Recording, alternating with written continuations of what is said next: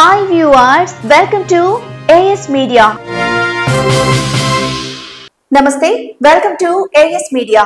Telugu Desam party అధినేత చంద్రబాబు నాయుడు ఎక్కడ విదేశీ పర్యటన పేరుతో ఆయన ఎక్కడికి వెళ్లారు? అసలు ఎన్నికల ఫలితాల వేళ ఉన్నపడంగా ఎక్కడికి వెళ్లారు?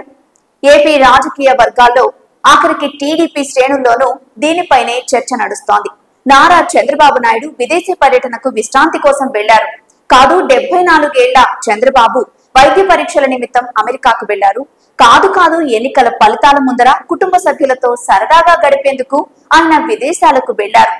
ఇలా ఎవరికి తోచిన ప్రకటనలు వాళ్ళు చేస్తున్నారే తప్ప ఆయన ఎక్కడికి వెళ్లారు అనే దానిపై ఎవరూ క్లారిటీ ఇవ్వలేకపోతున్నారు.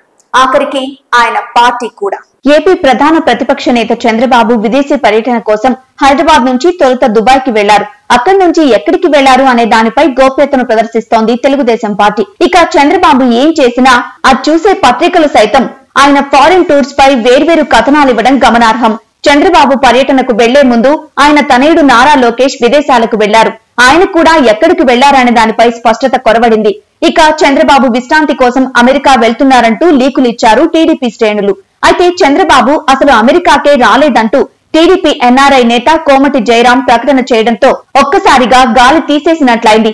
ఆంధ్రప్రదేశ్ లో అధికార ప్రతిపక్ష ప్రధాన నేతలుగా బాధ్యతాయుతమైన పదవుల్లో వైఎస్ జగన్మోహన్ రెడ్డి, నారా చంద్రబాబు నాయుడు ఉన్నారు. వాళ్ళిద్దరూ ఎలాంటి నిర్ణయాలు తీసుకున్నా పార్టీలు ప్రకటనలు చేస్తుంటాయి. అలాగే ఏ పర్యటనకు వెళ్లినా అధికారికంగా వెల్లడించాల్సిన అవసరం ఆ పార్టీల బాధ్యత కూడా. అందుకే వైఎస్ఆర్సీపీ సీఎం జగన్ కుటుంబ సమేతంగా లండన్ పర్యటనకు వెళ్లగానే అక్కడ ల్యాండ్ అయిన దృశ్యాలను మీడియా, సోషల్ మీడియా మాధ్యమాల్లో పోస్ట్ చేసింది. మరి అదే పని చంద్రబాబు విషయంలో టీడీపీ ఎందుకు చేయలేకపోతోంది?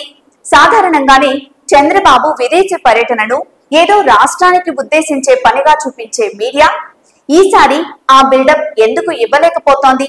ఈ లెక్కన చంద్రబాబు విదేశీ పర్యటనపై వైఎస్ఆర్సీపీ ఆరా తీయడంలో నిలదీయడంలో తప్పేముంది?